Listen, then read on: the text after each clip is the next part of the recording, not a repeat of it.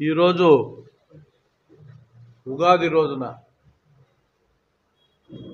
నేను తెలుగుదేశం పార్టీ ప్రాథమిక సభ్యత్వానికి నియోజకవర్గ ఇన్ఛార్జిగా ఉండే బాధ్యతల నుంచి తప్పుకుంటున్నాను. ఇది తెలుగుదేశం పార్టీకి ఆల్రెడీ పంపించడం జరిగింది. పత్రికాముఖంగా ఈరోజు తెలియజేస్తున్నాను. గడిచిన 45 రోజుల నుంచి మొట్టమొదటిసారిగా ప్రెస్ సమావేశం ఏర్పాటు చేయడం ముఖ్య ఉద్దేశం, ఎన్నికలు సమీపిస్తున్న తరుణంలో తెలుగుదేశం పార్టీ నిరంకుశ విధానాలు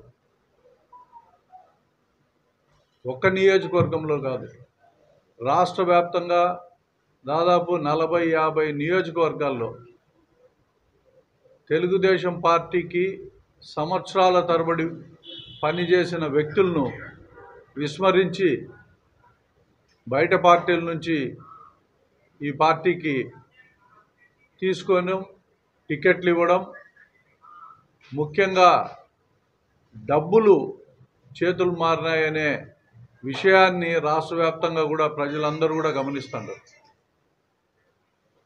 మొదటి నుంచి గడిచిన 25 సంవత్సరాల్లో తెలుగుదేశం పార్టీ జెండా మోసుకుంటూ ఈ పార్టీ కోసం పనిచేసిన నేను 2019-24 మధ్యలో నియోజకవర్గంలో పార్టీ జెండాను మోసుకుంటూ ప్రతి గడపకు దొక్కి అన్ని కార్యక్రమాలు చేసిన నన్ను కనీసమైన ఒక్క మాటైనా చెప్పకుండా, కనీసము ఎవరైతే టికెట్లు ఆశిస్తున్నారో వాళ్ళందరినీ కూర్చోబెట్టి కూడా ఒక సమన్వయం చేయలేని దుస్థితిలో ఈ పార్టీ ఈరోజు ఉండడం చాలా బాధాకరం. మరి ఈ పార్టీ తీసుకున్న అన్ని విధానాలు కూడా ఒకసారి పరిశీలిస్తే ఎక్కడ కూడా ప్రజలకు సేవ చేసే పార్టీగా ఇది కొనసాగే పరిస్థితులు కనపడడం లేదు.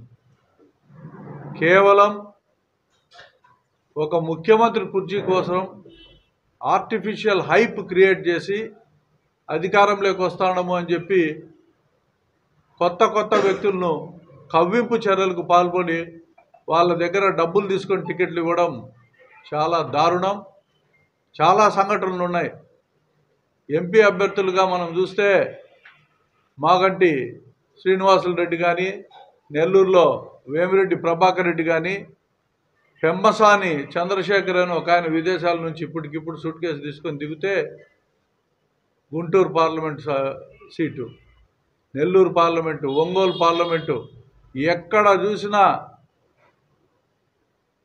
కేవలం డబ్బులుండే వాళ్లకు ఈ పార్టీలో స్థానం ఉంది తప్పనిచ్చి డబ్బులు పార్టీకి పనిచేసే వాళ్లకు, క్రియాశీలంగా ఉండే కార్యకర్తలను గౌరవించే స్థితి ఈ పార్టీకి లేదని చెప్పి స్పష్టంగా అర్థమవుతూ ఉంది. అందుకే ఈరోజు తెలుగుదేశం పార్టీకి ఓటు వేయాల్సిన అగత్యం ఈ రాయచోటి ప్రజలకు లేదు అని చెప్పి నేను భావిస్తున్నాను. మీరు నన్ను గమనించుంటారు.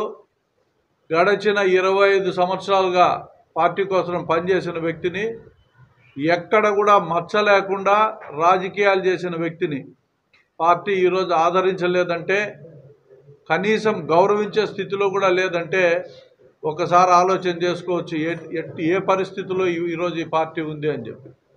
ఒక రాయచోట్లో 7-8 మందిని రెచ్చగొట్టి టికెట్లకు ప్రయత్నం చేయించినారు.